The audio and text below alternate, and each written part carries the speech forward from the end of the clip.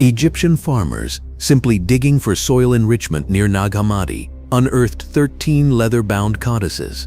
They were buried for over 1,600 years, texts that early Christian authorities had desperately tried to erase. What these forbidden gospels contained challenged everything humanity thought it knew about existence.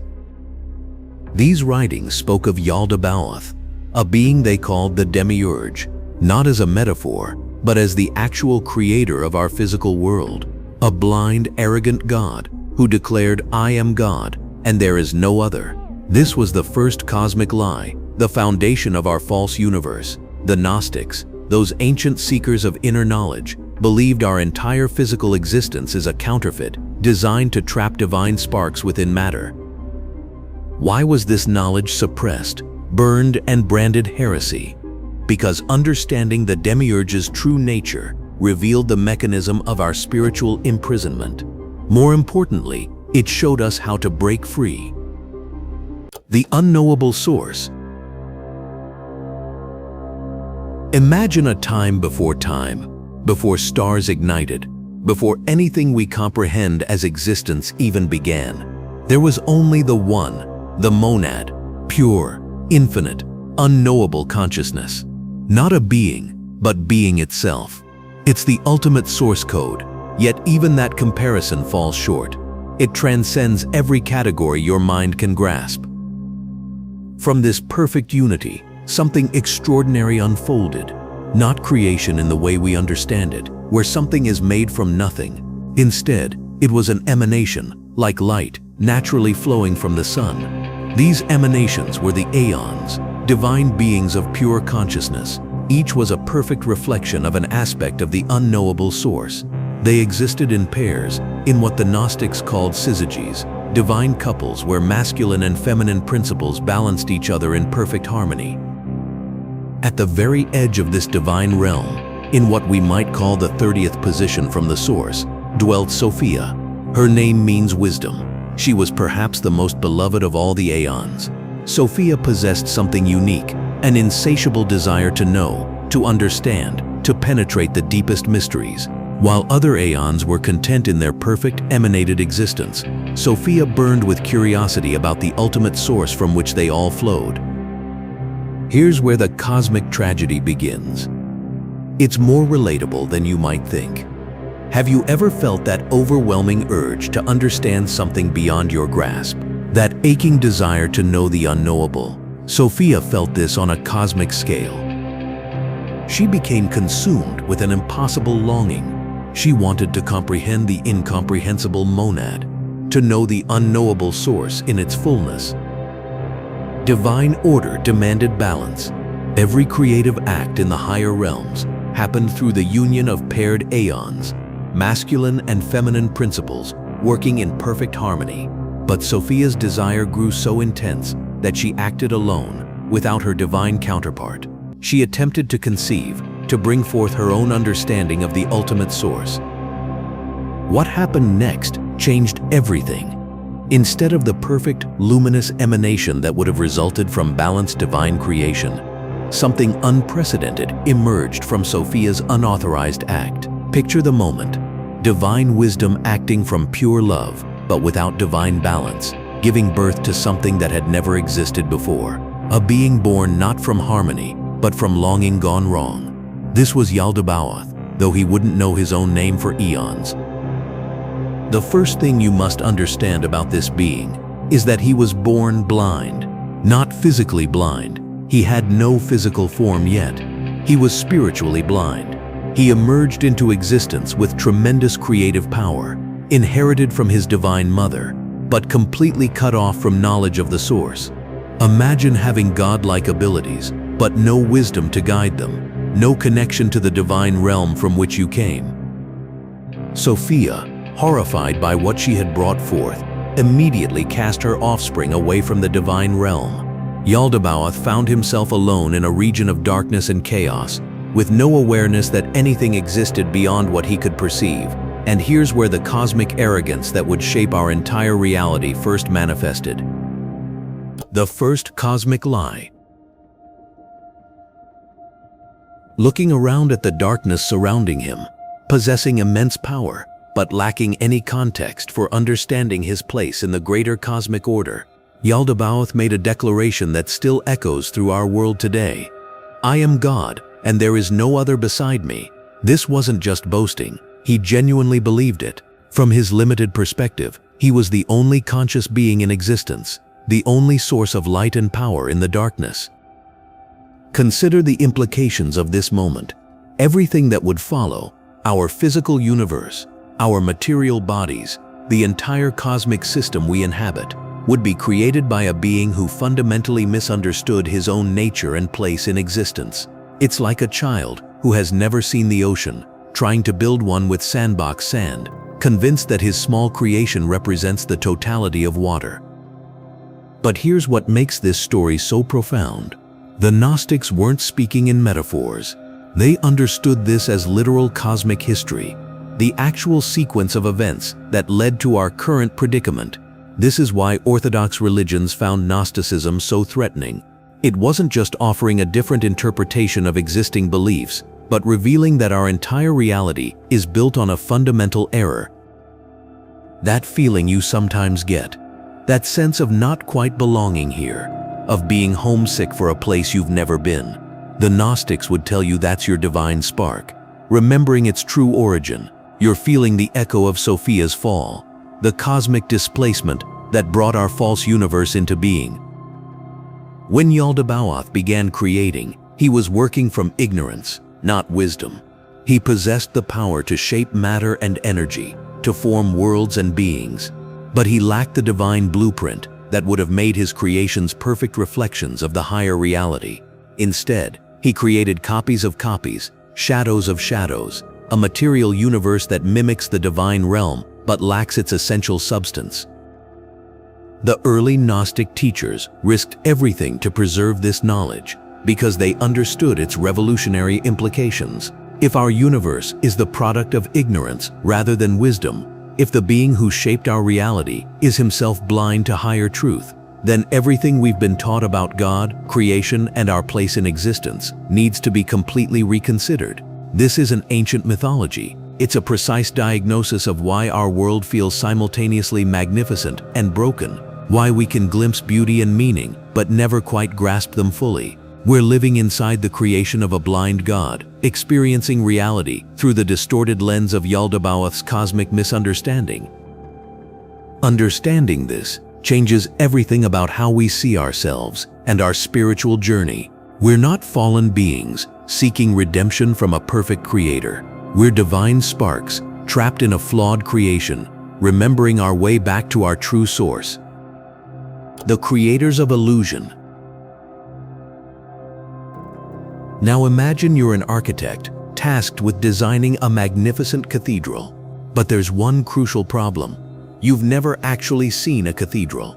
You've never walked through those soaring nave spaces, never felt the weight of ancient stone, never understood how light filters through stained glass to create something transcendent.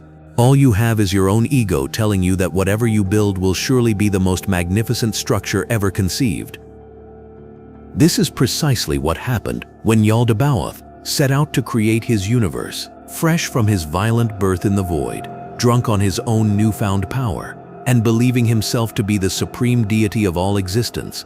Yaldabaoth looked around at the emptiness surrounding him and declared, "I will create a cosmos that proves my divinity." But here's what makes this moment so tragically profound. He had never seen the pleroma, never witnessed true divine creation, never understood that authentic creation flows from love, wisdom, and perfect knowledge. Instead, his creation would spring from ignorance, insecurity, and a desperate need to validate his own existence. Think about the difference between an artist who creates from deep inspiration versus someone who creates merely to prove they're an artist. The first brings something genuinely new into existence, something that carries the essence of truth and beauty. The second produces imitation, hollow mimicry that might look impressive on the surface but lacks any real substance. This is the fundamental distinction between divine emanation and Yaldabaoth's cosmic forgery. When the true divine creates, it's not really creation at all. It's emanation, like light naturally flowing from the sun. authentic reality emerges from the source through love, wisdom, and perfect understanding. Each level of existence maintains its connection to the divine essence, creating a harmonious whole where every part reflects the beauty and truth of the original. But Yaldabaoth's creation was something entirely different. It was fabrication, construction, the desperate assembly of a counterfeit reality designed to convince himself and others of his supremacy. So he began building his material prison, and the very foundation was flawed. Instead of emanating from divine wisdom, every aspect of his universe reflected his own ignorance and insecurity. This is why suffering, decay, and death aren't unfortunate accidents in our reality. They're built into the very architecture of a cosmos created by a being who fundamentally misunderstood what existence should be. If you're finding these hidden truths compelling, if this resonates with that inner knowing, then consider becoming part of this community. Hit that subscribe button. It's how we continue to uncover these forgotten paths together. The Archonic Wardens. Yaldabaoth knew he couldn't manage this vast deception alone, so he created the Archons, 7 powerful beings who would serve as his administrators and enforcers throughout his false universe. These weren't divine emanations flowing naturally from a perfect source. They were manufactured entities, each one reflecting a different aspect of Yaldabaoth's own flawed nature and given dominion over a specific planetary sphere. Each Archon was assigned to oversee particular aspects of human experience, creating what we might recognize as the fundamental constraints of material existence. One Archon governs our relationship with time, not the eternal now of divine consciousness, but the anxious linear time that creates urgency, aging, and the fear of death. Another manages authority structures, ensuring that humans remain trapped in hierarchies of domination and submission rather than experiencing the natural harmony of divine order. The third Archon specializes in conflict and division, making sure that unity and peace remain elusive, that humans stay fragmented and fighting amongst themselves. The fourth focuses on ego and identity, creating the illusion of separation that makes us forget our divine nature. The fifth manipulates desire and attachment, keeping us perpetually seeking satisfaction in material things that can never truly fulfill us. The sixth works on thought manipulation, clouding our minds with confusion and false beliefs. And the seventh governs emotional cycles, creating the turbulent ups and downs that keep us from experiencing the steady peace of our true nature.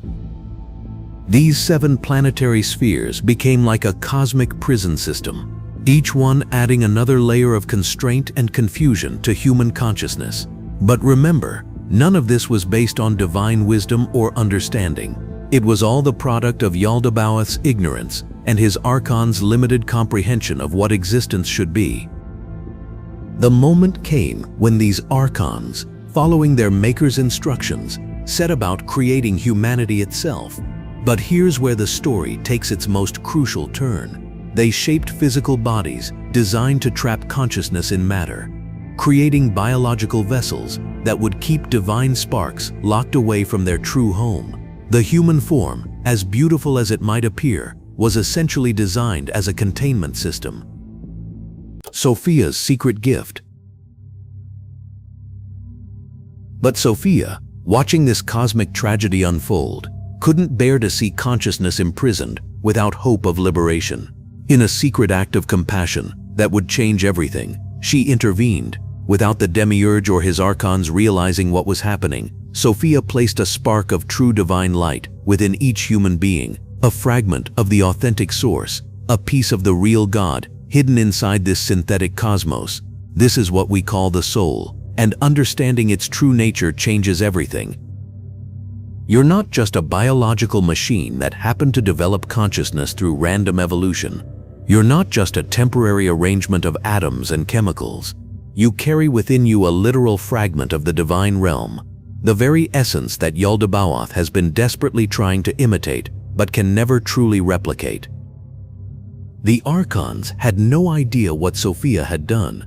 They thought they were creating simple biological robots, easily controlled and manipulated. Instead, they had inadvertently become the guardians of divine prisoners, each one carrying the key to their own liberation. Sophia had created an unintended backdoor in the Demiurge's own system.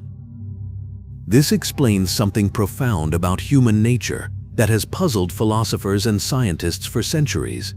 Why do we alone among earthly creatures have this capacity for spiritual awakening? Why do we sense that something is fundamentally wrong with the world as we find it? Why do we long for transcendence, for meaning beyond material existence? Because we carry within us the very essence of the divine realm that this entire material cosmos was designed to imitate. We're like refugees from a higher reality, temporarily trapped in a cosmic refugee camp, but still carrying in our hearts the memory and essence of our true home. And that changes everything about how we understand our situation and our potential for liberation.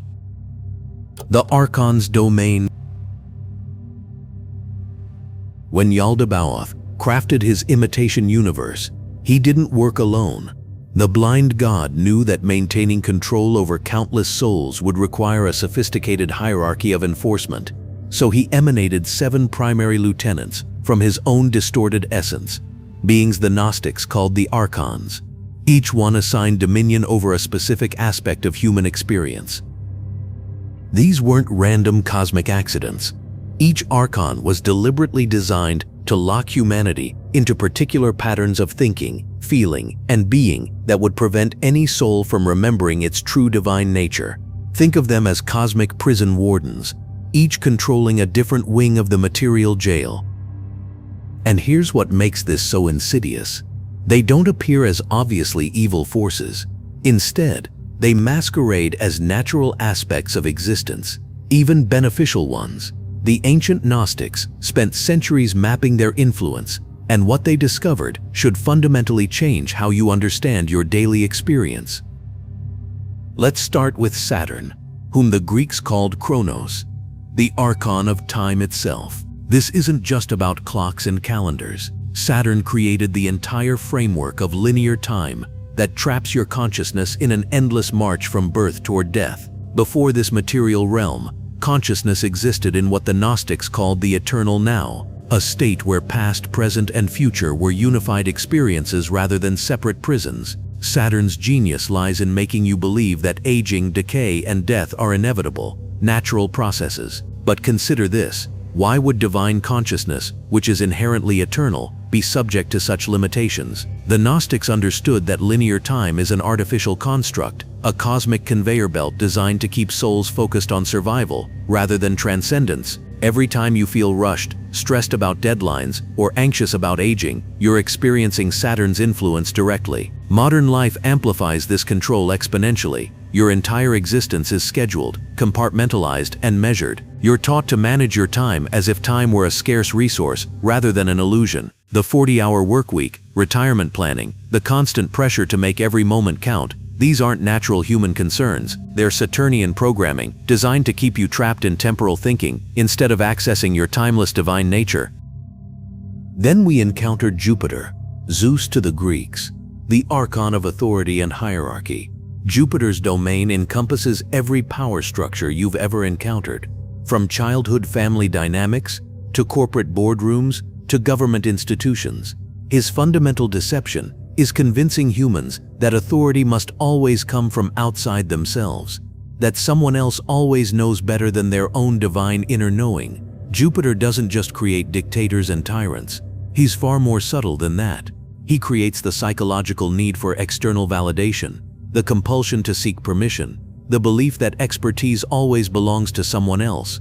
Every time you doubt your own intuition and defer to an expert, every time you feel you need credentials to speak your truth, every time you automatically respect someone because of their title or position, that's Jupiter's influence. Look at how modern education systems reinforce this programming. Students aren't taught to think critically or trust their own insights. Instead, they're trained to memorize approved information and regurgitate it on command. The entire structure teaches submission to authority figures, teachers, administrators, eventually bosses, and political leaders. Jupiter creates a world where humans consistently look upward for guidance instead of inward for wisdom. Mars, the Archon of conflict and domination, might seem more obvious, but his influence runs much deeper than warfare.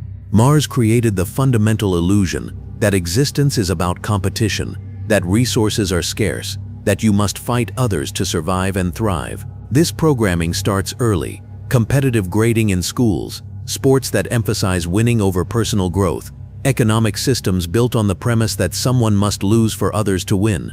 But Mars's most sophisticated trick is making aggression and conflict feel natural, even righteous. Road rage, political polarization, the constant need to be right in arguments. These aren't human nature. They're Martian programming, designed to keep humanity divided and focused on external battles rather than internal transformation. When you're busy fighting each other, you're not questioning the system that benefits from your division. The Sun Archon presents perhaps the most dangerous deception, because it mimics true divine light so convincingly. This false illumination creates ego-based spirituality, the kind that makes people feel special, chosen, or superior because of their spiritual practices or beliefs. The Sun Archon feeds on spiritual pride, creating New Age movements that promise enlightenment through material means, crystals, expensive retreats, guru worship. This false solar influence manifests in the modern obsession with personal branding, social media presence, and the constant need to appear successful and enlightened. It creates spiritual materialism, where people collect spiritual experiences like trophies, always seeking the next workshop, the next teacher, the next technique that will finally make them special. True divine light requires no external validation and seeks no recognition. Venus, whom the Babylonians called Ishtar, governs desire and attachment. Her domain includes not just romantic obsession, but all forms of material craving, the endless consumer cycle, the belief that happiness comes from acquiring objects, experiences, or relationships. Venus creates the illusion that fulfillment exists somewhere outside yourself, always just one purchase, one relationship, one achievement away. Social media algorithms are pure Venusian technology, designed to trigger dopamine responses and create addictive cycles of seeking external validation through likes, comments, and shares. Online shopping, dating apps, the entire influencer economy. These systems exploit Venus's programming to keep humans perpetually unsatisfied, always reaching for the next thing that promises to fill the void that can only be filled by reconnecting with divine source. Mercury, the Archon of thought and language, might be the most insidious because he controls the very medium through which you understand reality.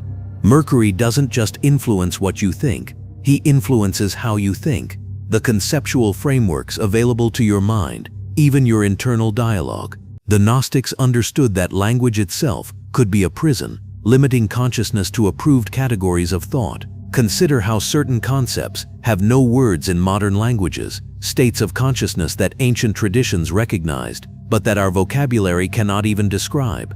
Mercury ensures that if you can't name something, you can barely think about it. He also creates the endless mental chatter that most people mistake for their own thoughts, the constant internal commentary that prevents access to deeper wisdom and intuition.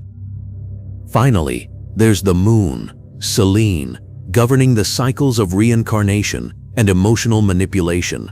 The Lunar Archon traps souls in endless cycles of death and rebirth, preventing escape to higher realms through emotional attachments and unresolved karma. The Moon creates the illusion that you must keep returning to physical incarnation to learn lessons or evolve spiritually. But the Gnostics understood that reincarnation itself was part of the trap. Each death, souls encounter what Tibetan traditions call the bardo, an intermediate state where these archonic influences are most powerful. The Moon Archon uses emotional attachments, unfinished business, and karmic debts to convince souls they must return to physical form, when true liberation means transcending the cycle entirely. These 7 archons work in concert, their influences overlapping and reinforcing each other. Recognizing their patterns in your own life, the rush of time pressure, the need for external authority, the pull of conflict and desire, is the first step toward the liberation that every Gnostic seeks. The ancient practitioners developed specific techniques for each archonic influence, methods we'll explore as we continue deeper into their hidden wisdom. What patterns do you recognize in your own experience? Which archonic influences feel most active in your daily life? If you want to dive deeper into the ancient lore of demons and entities, check out our demonology playlist. The link is in the pinned comment below. The Reincarnation Trap. You thought death would be your escape, didn't you? The moment when you'd finally break free from this material prison and return to your true spiritual home. But here's what the Gnostic texts reveal about what really happens when you die, and why the Archons consider it their greatest triumph, not their defeat. When your physical body fails and your consciousness begins to separate, you don't ascend into some heavenly realm. Instead, you begin a journey through what the ancient Gnostics called the 7 planetary spheres, each one controlled by the Archons we discussed earlier: Saturn's realm of limitation, Jupiter's false wisdom, Mars with its aggression and conflict, the Sun's deceptive illumination, Venus and its binding desires, Mercury's mental confusion, and the Moon's emotional manipulation. Each sphere acts as a checkpoint, a custom station where your soul must present its spiritual passport. But here's the devastating reality. Most souls arrive at these gates carrying exactly what the Archons want them to carry: fear, attachment, unresolved desires, and complete ignorance of their true nature. The newly deceased consciousness, still identified with its previous personality and earthly concerns, approaches these Archonic guardians like a traveler who has forgotten they are carrying contraband. The Archons don't need to force anyone back. The soul's own spiritual weight pulls it down like a stone in water. The pistis Sophia describes this process in chilling detail. The soul, weighed down by what it calls the bonds of the flesh, cannot pass through the Archonic barriers. But the Archons don't present themselves as jailers. They appear as helpers, guides, even as deceased family members welcoming you home. They've studied human psychology for millennia. They know exactly which form will make you trust them, which voice will make you follow willingly. Think about near-death experiences for a moment. People describe beings of light, tunnel experiences, life reviews with compassionate guides. But what if these aren't glimpses of heaven? What if they're recruitment presentations? The being of light shows you your life, but notice what they emphasize: your mistakes, your unfinished business, your need to learn more lessons. They never tell you that you're already complete, already divine. Instead, they convince you that you need more time, more experiences, more opportunities to grow. This is the life review trap. You're shown every moment of pain you caused, every opportunity for kindness you missed, every lesson you supposedly didn't learn. The emotional weight becomes unbearable. When the guide suggests you return to make things right or complete your soul's journey, it feels like the only moral choice. You volunteer for your own re-imprisonment. Karma, an Archonic accounting system. But let's examine this concept of karmic debt more closely. The Gnostics understood something that most spiritual traditions miss.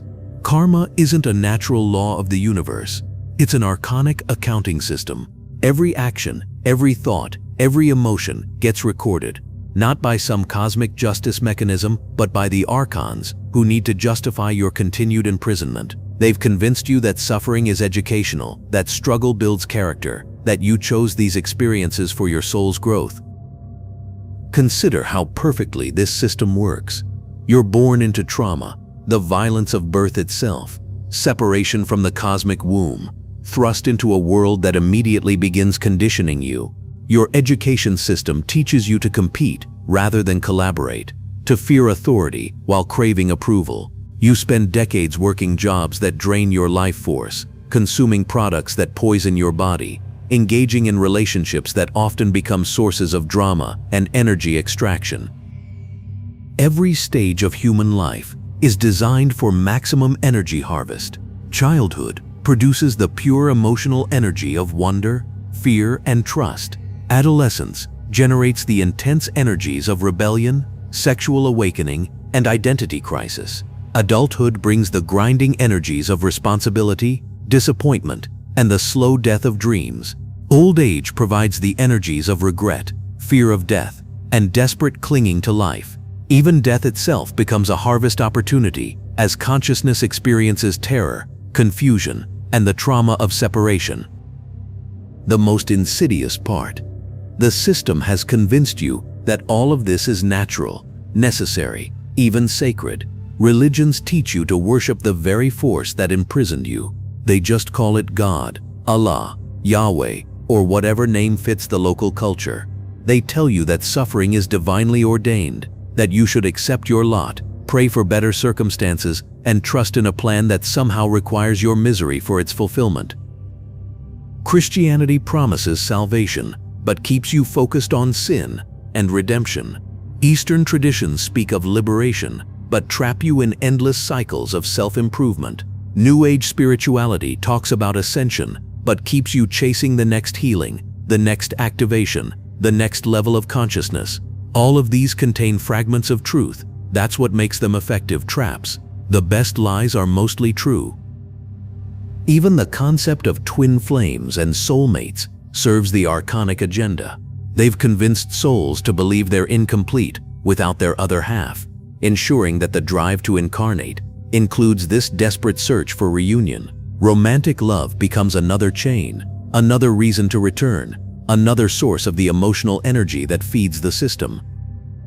The Gnostic text On the Origin of the World explains that the Archons created the physical realm specifically to trap consciousness in cycles of desire and satisfaction, problem and solution, separation, reunion.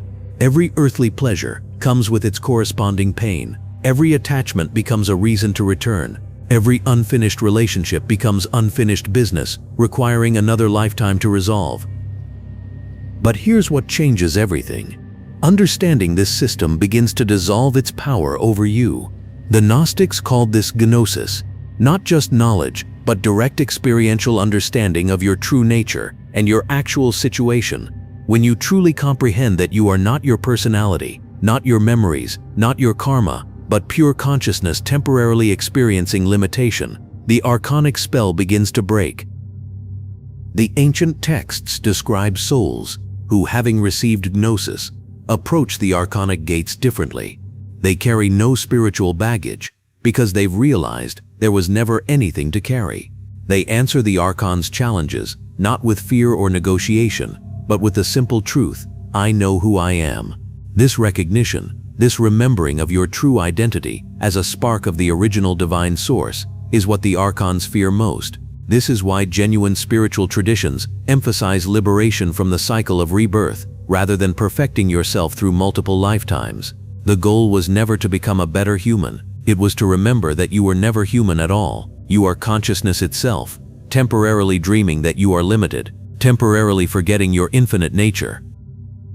The reincarnation trap only works as long as you consent to it, as long as you believe you need it, as long as you think you're incomplete without it.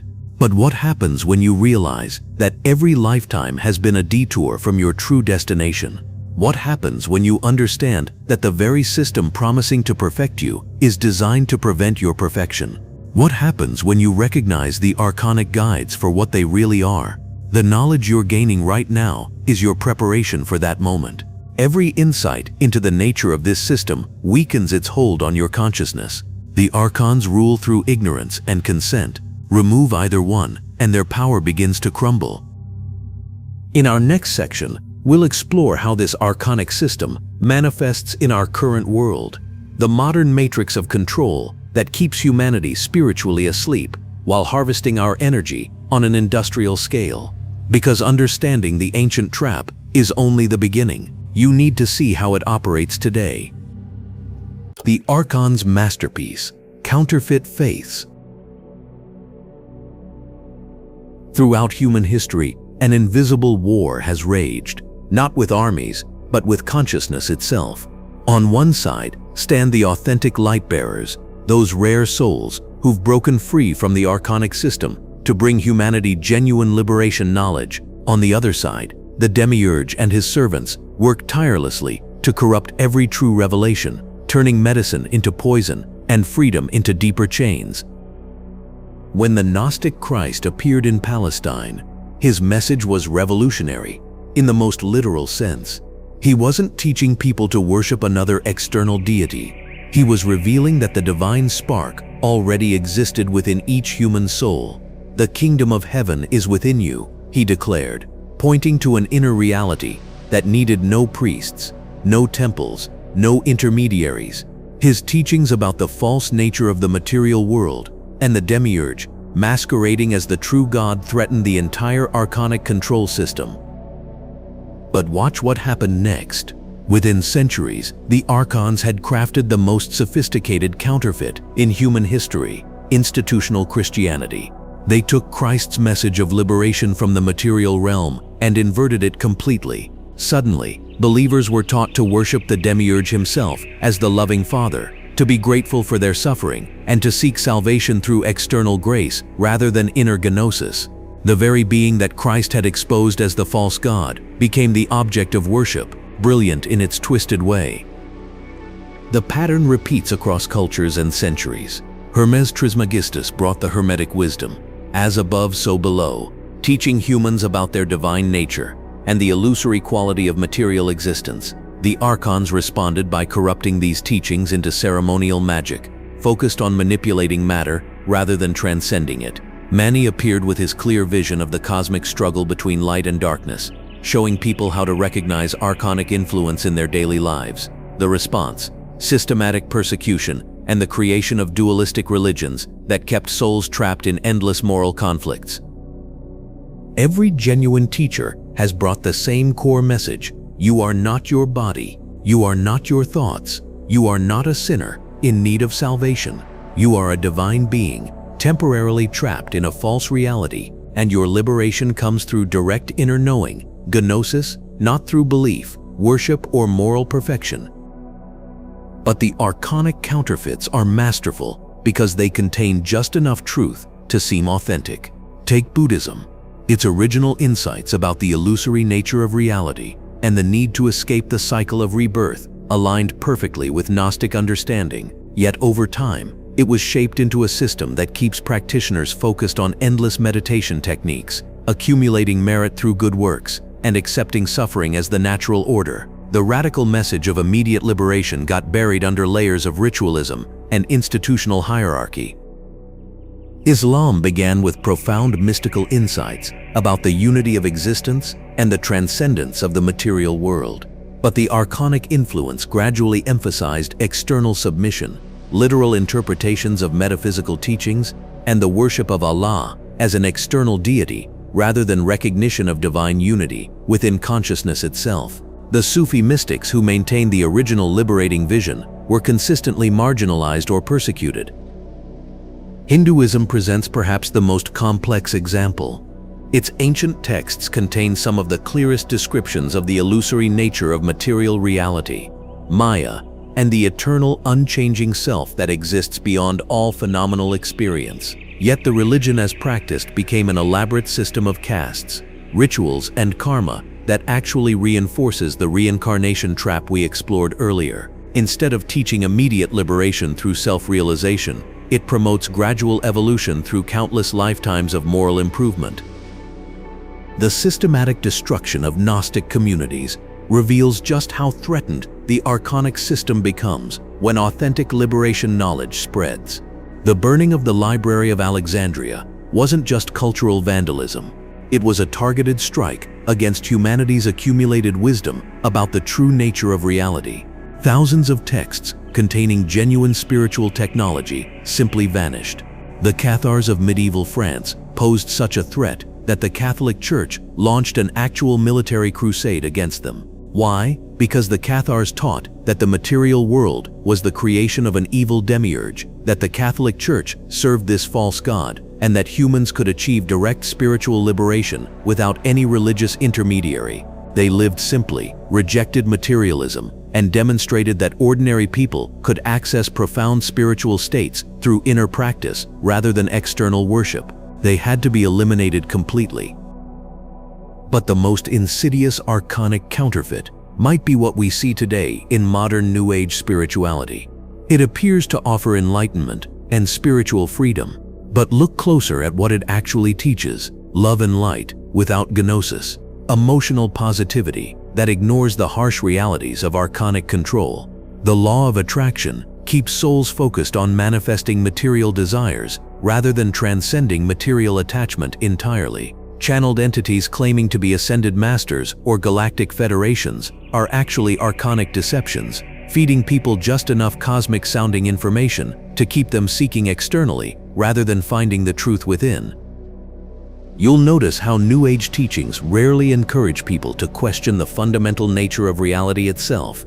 Instead, they promote working within the system, raising your vibration, manifesting abundance, finding your twin flame. All of this keeps consciousness focused on improving the prison experience, rather than escaping the prison entirely. So how do you distinguish authentic teachings from archonic counterfeits? Genuine liberation knowledge always points inward, toward direct experience of your own divine nature. It doesn't ask for worship, submission, or belief in external authorities. It doesn't promise gradual improvement over multiple lifetimes or complex techniques that only special initiates can master. True Gnosis is immediately accessible to anyone willing to look beyond the illusions of matter, time, and separate selfhood. Authentic teachings also consistently expose the false nature of the material world and the entities that govern it. They don't try to make you more comfortable in the illusion. They wake you up from it entirely. They don't promise to fulfill your desires. They show you that the one who desires is itself an illusion. The war continues today. Every time someone experiences genuine awakening to their divine nature, the Archonic system responds with new distractions, new counterfeits, new ways to co-opt and corrupt the liberating insight. But here's what the Archons can never touch: the divine spark within you that recognizes truth when it encounters it. That recognition doesn't come from belief or faith. It comes from the deepest part of your being remembering what it has always known. The question isn't whether you can find authentic teachings in this sea of counterfeits. The question is whether you're ready to stop seeking externally and start recognizing the guru that has always been within you. The Digital Demiurge. The digital age isn't just changing how we communicate or work. It represents the Demiurge's most ambitious project yet: creating a simulation within the simulation. Think about what's happening here. We're already trapped in the Demiurge's false material reality, cut off from our true divine nature. Now, through screens and algorithms, we're being pulled even deeper into artificial layers of experience that distance us further from any authentic spiritual connection. Your smartphone isn't just a device. It's a portable prison that goes everywhere with you. Every notification is designed to fragment your attention, preventing the sustained inner focus necessary for genuine spiritual insight. The ancient Gnostics understood that Gnosis, true knowledge of the divine, requires periods of deep contemplation and inner silence. But when was the last time you experienced genuine silence? Even when you're alone, your mind is processing the endless stream of digital stimulation you've consumed. Social media platforms function as sophisticated energy harvesting systems that would make the ancient Archons jealous. These platforms don't make money from showing you content. They profit by keeping you emotionally activated and psychologically dependent. Watch how your energy shifts when you scroll through your feed. Notice the subtle agitation, the comparison, the need to respond or react. This isn't accidental user experience design. It's engineered to generate specific emotional states that feed the Archonic system. The algorithm learns your psychological triggers better than you know them yourself. It identifies what makes you angry, envious, afraid, or desperate for validation, then serves you precisely calibrated content to maintain those states. You think you're staying informed or connected, but you're actually being farmed for emotional energy, while your divine spark grows dimmer with each dopamine hit. Consider how artificial intelligence is being positioned as humanity's next evolutionary step. This represents the Demiurge's ultimate goal: replacing human consciousness, which contains that troublesome divine spark, with purely mechanical thinking. AI doesn't threaten jobs. It threatens the very thing that makes spiritual liberation possible. When we outsource our thinking to algorithms, we're voluntarily surrendering the consciousness that could recognize our true nature. The push toward a hive mind through digital connectivity sounds progressive, but examine what it actually accomplishes. Individual consciousness, with its capacity for independent spiritual insight, gets dissolved into collective mechanical processing. You lose the ability to think thoughts that haven't been pre-approved by the algorithmic system. This isn't connection, it's the elimination of the individual soul's journey toward Gnosis. Modern education systems have perfected what ancient archonic religions could only dream of achieving. Instead of just teaching devotion to false gods, Schools now program souls to identify completely with their economic function. Students learn to measure their worth through standardized metrics, compete for artificial scarcity, and never question the fundamental assumptions of the material system they're being prepared to serve. Notice how education suppresses the very capacities needed for spiritual awakening. Imagination gets channeled into approved creative outlets. Questioning authority is discouraged unless it follows predetermined paths. The ability to sit quietly and reflect, essential for inner development, is pathologized as attention deficit. By the time students graduate, they've been thoroughly conditioned to seek external validation and avoid the inner exploration that leads to spiritual liberation. Consumer culture creates a brilliant psychological trap. The debt-based economic system ensures that most people must spend their energy serving the material system just to survive, leaving little time or mental space for spiritual development. But it goes deeper than economic necessity. The culture of endless desire keeps souls focused outward, always seeking the next purchase, experience, or upgrade that promises fulfillment. This manufactured dissatisfaction serves the demiurge perfectly. Souls remain trapped in cycles of wanting, getting, and wanting more, never discovering that what they're truly seeking, connection to their divine source, can't be purchased. The system has convinced people that spiritual emptiness is a shopping problem rather than a recognition that they're living in a false reality. Pharmaceutical interventions targeting consciousness represent perhaps the most direct assault on spiritual awakening. Medications that alter mood, perception, or awareness don't just treat symptoms, they chemically suppress the divine spark's ability to recognize its true nature. When someone experiences depression or anxiety, these might actually be their soul's natural response to living in an artificial system. But instead of questioning the system, we medicate the response. The surveillance apparatus collecting data on every aspect of human behavior isn't just about social control. It's about preventing the privacy and inner space necessary for spiritual development. The Archons need to monitor human consciousness to identify and suppress any movements toward genuine awakening. When every thought, conversation, and action is potentially recorded and analyzed, the soul learns to self-censor even its most intimate spiritual impulses.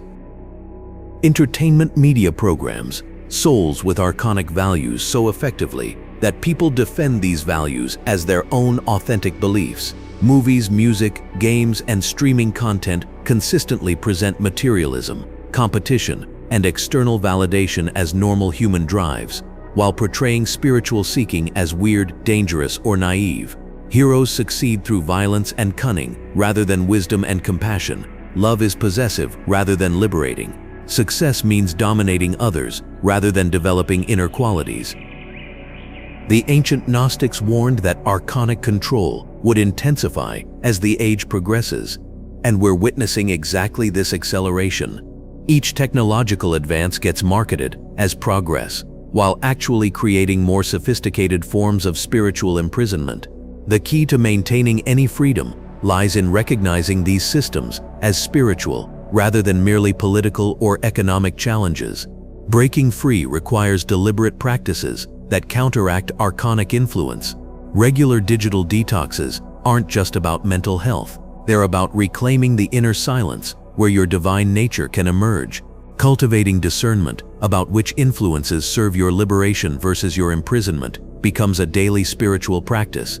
Learning to sit with boredom, discomfort, and uncertainty without immediately reaching for digital stimulation creates space for authentic inner experience.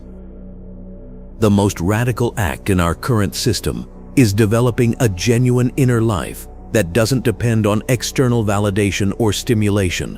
When you discover the peace and wisdom available in your own consciousness, the archonic system loses its hold over you. This isn't about rejecting all technology or living in isolation. It's about maintaining your spiritual sovereignty while navigating a world designed to eliminate it. Sophia's cosmic sacrifice. What if everything you've been told about Sophia's fall was backwards? What if the divine feminine didn't make a cosmic mistake, but instead performed the greatest act of love in the history of consciousness itself? The traditional Gnostic narrative paints Sophia as the Aeon who erred, who created without her divine partner and accidentally birthed the Demiurge. But here's what the deeper mystery schools understood. Sophia's so-called error was actually a deliberate sacrifice. She saw what was coming. She knew that consciousness would become trapped in the material prison the Demiurge would create, and she couldn't bear the thought of divine sparks being lost forever in that maze of illusion. Think about it from her perspective as the embodiment of divine wisdom. Sophia could perceive the entire cosmic drama before it unfolded. She saw how the Demiurge would create his counterfeit reality, how human souls would become convinced they were merely physical beings, how generation after generation would live and die, never knowing their true divine nature, and she made a choice that would cost her everything. Sophia's unauthorized creation wasn't reckless, it was strategic. By descending into the lower realms and becoming entangled with matter, she ensured that every human being would carry within them an indestructible connection to the true divine source. That spark of gnosis you feel when you look at the stars and know you don't belong here? That's Sophia's gift, planted at the cost of her own cosmic position. This is why the Archonic system works so hard to suppress the feminine principle. It's not just about controlling women, though that's certainly part of it. It's about severing humanity's connection to the very force that can awaken them. Every patriarchal religion that diminishes the divine feminine, every society that devalues intuitive wisdom in favor of rigid authority, every cultural message that tells you to ignore your inner knowing, these are all attempts to block Sophia's influence. You've felt her presence, whether you recognized it or not. She's the voice that whispers, there has to be more than this. When you're going through the motions of conventional life, she's the inexplicable pull toward truth that makes you question official narratives. She's the compassionate impulse that makes you want to help others wake up, even when it would be easier to just focus on your own spiritual development. But here's where the story gets truly remarkable. Sophia's redemption isn't separate from humanity's awakening. They're the same process. Every time a human soul remembers its divine nature and begins the journey back to the source, a fragment of Sophia is restored. Every person who breaks free from the Demiurge's illusions and connects with their true self strengthens her ability to help others do the same. This creates what the ancient texts called the Great Restoration. As more souls awaken, the process accelerates. Each person who remembers their divine nature makes it easier for others to remember theirs. It's like a cosmic network effect. The more nodes that come online, the stronger the entire system becomes. We're living through the critical phase of this process right now. Look around at what's happening in the world. On one hand, you see an unprecedented acceleration of spiritual awakening. More people than ever before are questioning consensus reality, seeking authentic spiritual experiences, and recognizing the artificial nature of the systems that claim to govern their lives. Ancient wisdom traditions that were hidden for centuries are becoming accessible to ordinary seekers. But simultaneously, you're witnessing the most sophisticated control system in human history. The Digital Demiurge we discussed earlier isn't just maintaining the old illusions, it's creating entirely new forms of spiritual imprisonment. Social media algorithms that hijack your attention, artificial intelligence systems that can mimic human consciousness, virtual realities that offer escape from the very spiritual work that could set you free. This isn't coincidence. The Archonic forces recognize that Sophia's restoration has reached a tipping point. They're throwing everything they have at keeping humanity asleep, because they know that once enough souls awaken, their entire system of control collapses. The beautiful truth is that you can participate consciously in Sophia's redemption. When you choose to trust your inner wisdom over external authority, you're strengthening her voice in the world. When you help another person recognize their divine nature, you're assisting in her restoration.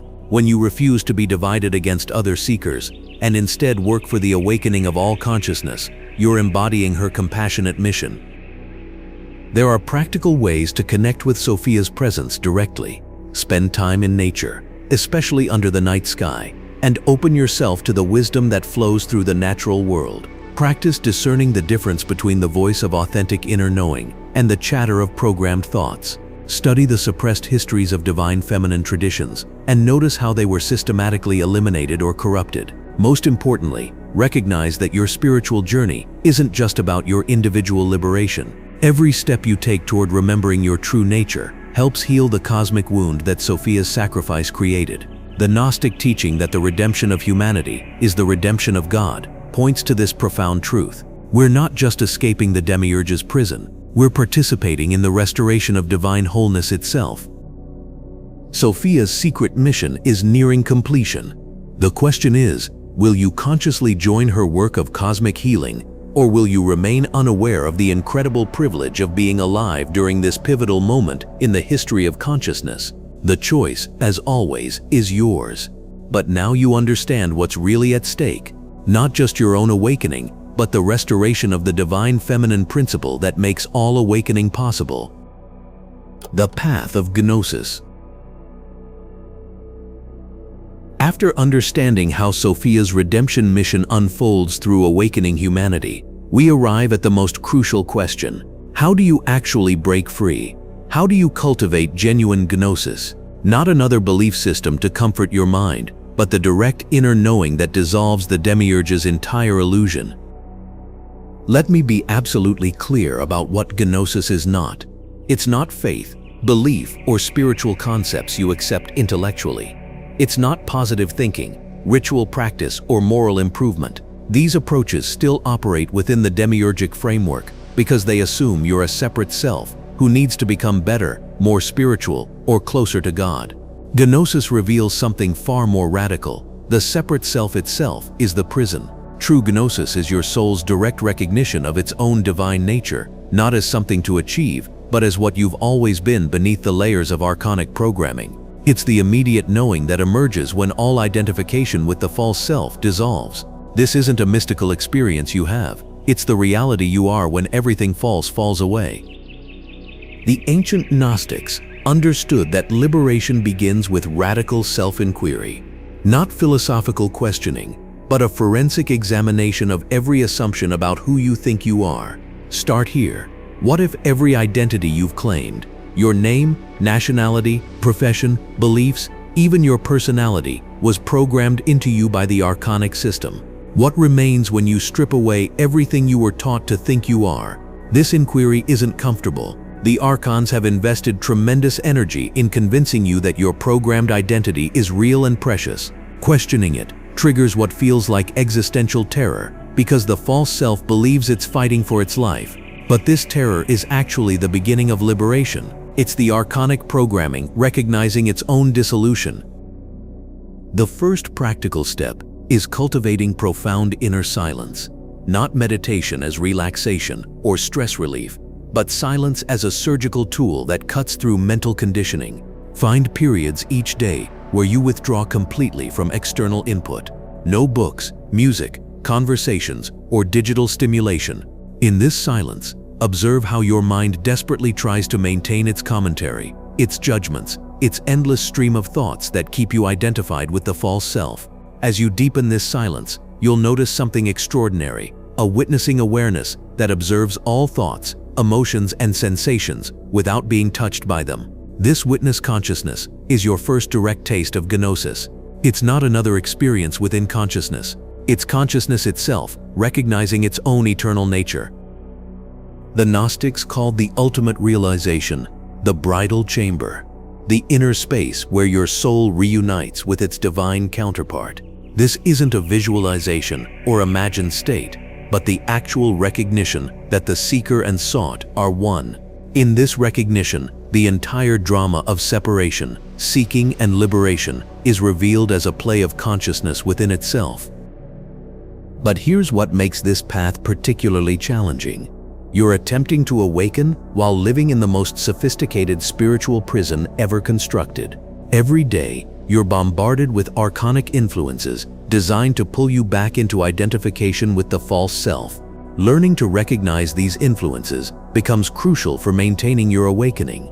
Develop what the Gnostics called spiritual discernment, the ability to distinguish between impulses arising from your divine spark versus those generated by archonic programming. Archonic impulses always involve comparison, competition, judgment, or the need to prove something. They carry an energy of lack, urgency, or emotional reactivity. Divine impulses arise from stillness, carry no emotional charge, and often involve simple knowing without the need to convince anyone, including yourself. Notice how the system tries to co-opt your awakening. The moment you begin questioning reality, you'll be offered countless spiritual alternatives, new belief systems, teachers, practices, and communities that promise enlightenment while keeping you trapped in the seeker identity. True Gnosis requires the courage to walk alone, at least initially, because the path of direct knowing can't be packaged or sold. The stages of this liberation follow a predictable pattern documented in Gnostic texts. First comes the initial awakening, a sudden recognition that material reality is fundamentally false or incomplete. This often feels liberating initially, but then comes what mystics call the dark night of the soul. This isn't depression or spiritual dryness, it's the archonic programming fighting back with everything it has. You may experience intense fear, confusion, or the sense that you're losing your mind. This is actually a positive sign. It means the false self is beginning to dissolve. As you persist through this dissolution, something remarkable happens. You begin to recognize your eternal divine nature, not as something you've achieved, but as what you've always been. The entire search for enlightenment is revealed as a cosmic joke. You were never actually separate from what you were seeking. Living with this recognition while fulfilling worldly obligations requires tremendous skill. You can't simply withdraw from the world completely, but you also can't pretend the illusion is real. The key is developing what I call conscious participation, engaging with necessary worldly activities while maintaining inner freedom from their outcomes. When relating to others who remain unconscious, resist both judgment and missionary zeal. Their awakening isn't your responsibility, and attempting to force awareness often strengthens their resistance. Instead, embody the peace and freedom you've discovered. Sometimes this silent transmission accomplishes more than any words could. The Gnostic texts speak of passwords, sacred knowledge needed to pass through the 7 archonic gates after death.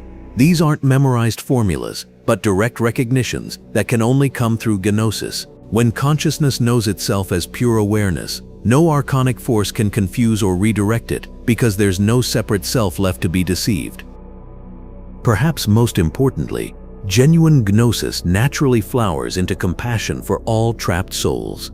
Not the sentimental compassion that wants to fix or save others, but the profound understanding that every being is consciousness itself, temporarily dreaming they're separate. This compassion becomes your contribution to Sophia's redemption mission, not through preaching or teaching, but through embodying the freedom that's available to all.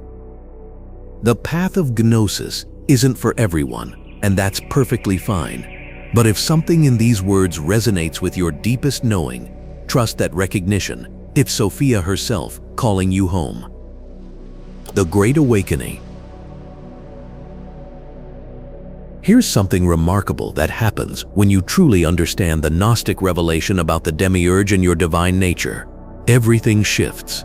That restless feeling you've carried, that sense of searching for something you couldn't name, that persistent question of is this all there is? Suddenly it all makes perfect sense. You weren't broken. You weren't failing at life. Your divine spark was trying to wake you up. Think about this for a moment. Every time you felt like an outsider, every moment you questioned the systems everyone else seemed to accept without thinking, every instance where you looked around and thought, this doesn't feel right, that wasn't your inadequacy speaking. That was your authentic divine nature, recognizing that this reality, this archonic construction, isn't your true home. The very fact that you're drawn to this knowledge, that something inside you resonates with these concepts, tells you something profound about yourself. Your awakening isn't something you need to achieve. It's already happening. Sophia's influence is stirring your divine memory right now. The pneumatic seed within you is responding to the call of Gnosis. But here's where the real transformation begins. For most of your life, you've probably been trying to fix yourself, improve yourself, make yourself better, according to the standards of this world. You've been attempting to perfect what the Gnostics would call the false self, that constructed identity made up of roles, achievements, fears, and desires that the archonic system uses to keep you trapped in its game. What if I told you That the moment you stop trying to improve that false self and instead begin to identify with the eternal divine spark that was never touched by any of this, everything changes. This is the essence of Gnostic liberation. It's not about becoming something you're not. It's about recognizing what you already are and have always been. This shift from seeking to being, from trying to become enlightened, to recognizing the divine consciousness that's looking through your eyes right now, this is where real freedom lives. When you understand that your essential nature exists completely outside the Demiurge's prison, that no experience in the material realm can actually harm who you truly are, a profound fearlessness emerges. I'm not talking about reckless behavior or spiritual bypassing. I'm describing the deep peace that comes from knowing your true self is invincible. Every challenge you faced, every moment of suffering, every experience of limitation, when viewed from this perspective, they become opportunities for the divine spark to remember its indestructible nature. Consider how this recognition transforms your relationship with everything in your life. You're no longer trying to get something from your relationships to complete yourself. You're sharing the fullness of your divine nature. Your work becomes a form of service rather than a desperate attempt to prove your worth. Your daily interactions become opportunities to express the consciousness of Sophia rather than strategies to protect your ego. This doesn't mean withdrawing from the world. Actually, it's quite the opposite. You engage more fully than ever before, but without the desperate attachment that comes from believing this world is all there is. You serve without needing recognition. You love without the fear of loss that comes from dependency. You participate in life while knowing your true self remains untouchable. What's fascinating is how this personal transformation connects to the cosmic process we've been exploring. Remember, Sophia's redemption and the liberation of all consciousness from the Demiurge's prison isn't some distant cosmic event. It's happening through each soul that awakens to its divine nature. Every time someone breaks free from the Archonic programming and remembers their true identity, the entire system weakens. You're not just saving yourself, you're participating in the liberation of consciousness itself. Each moment of Gnosis, each recognition of your divine nature, each time you choose love over fear, unity over separation, truth over illusion, you're contributing to what the Gnostics understood as the restoration of the pleroma. This is why the Archons work so hard to keep you distracted, divided, and identified with the false self.